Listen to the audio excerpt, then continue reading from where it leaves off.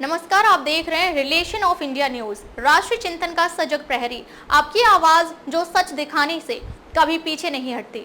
यहाँ हर खबर पूरी जिम्मेदारी से रखी जाती है, जो जरूरी है वही दिखाया जाता है।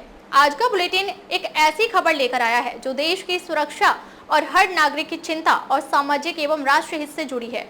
यह खबर सिर्फ जानकारी नहीं, चेतावनी भी है और एक अपील भी कि हम सब मिलकर राष्ट्र निर्माण में सहयोगी बने।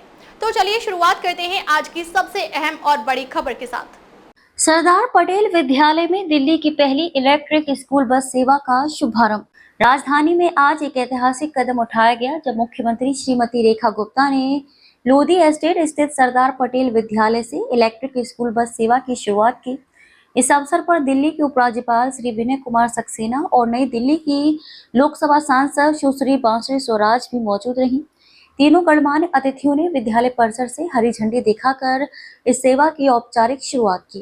कार्यक्रम के दौरान मुख्यमंत्री ने कहा कि ये पहल दिल्ली को स्वच्छ वायु और हरित भविष्य की ओर ले जाने की दिशा में एक महत्वपूर्ण कदम है। उन्होंने सरदार पटेल विद्यालय के प्रबंधन और अध्यापक गण को बधाई देते हुए कहा कि उन्होंने बच्चों की सुरक्षित और आधुनिक यात्रा सुनिश्चित करते हुए पूरे समाज के लिए प्रेरणादायी उदाहरण प्रस्तुत किया है। उपराज्यपाल विनय कुमार सक्सेना ने इस अवसर पर कहा कि पर्यावरण संरक्षण की दिशा में स्कूल स्तर से ही जागरूकता बढ़ाना अत्यंत आवश्यक है। इलेक्ट्रिक बसों का उपयोग न केवल प्रदूषण नियंत्रण में सहायक होगा, बल्कि यह बच्चों को सतत विकास और हरित जीवन शैली की ओर प्रेरित भी करेगा। नई दिल्ली की सांसद सुश्री बांसुरी स्वराज ने इसे शिक्षा और पर्यावरण के बीच संतुलन का उत्कृष्ट प्रयास बताया।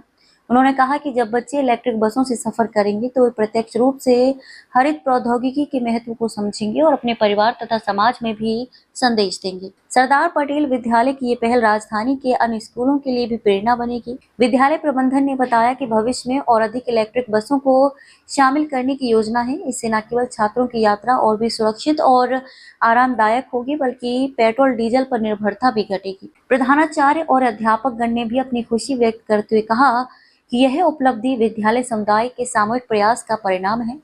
बच्चों को सुरक्षित, स्वच्छ और पर्यावरण हितैषी विकल्प प्रदान करना। प्रधानमंत्री नरेंद्र मोदी के नेतृत्व में केंद्र सरकार भी हरित भारत और स्वच्छ भारत अभियान को लगातार आगे बढ़ा रही है। इसी क्रम में केंद्र सरकार ने शीघ्र ही देश भर के स्कूलों में ग्रीन प्रतियोगिताएं शुरू करने की घोषणा की है, ताकि हर बच्चा प्रकृति, स्वच्छता और सतत विकास को अपने जीवन का हिस्सा बना सके।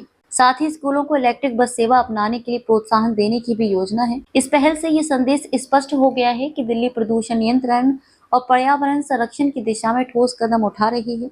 इलेक्ट्रिक स्कूल बस सेवा की शुरुआत राजधानी के लिए मील का पत्थर साबित होगी और ये पहल आने वाले समय में देश भर के स्कूलों को भी प्रेरित करेगी।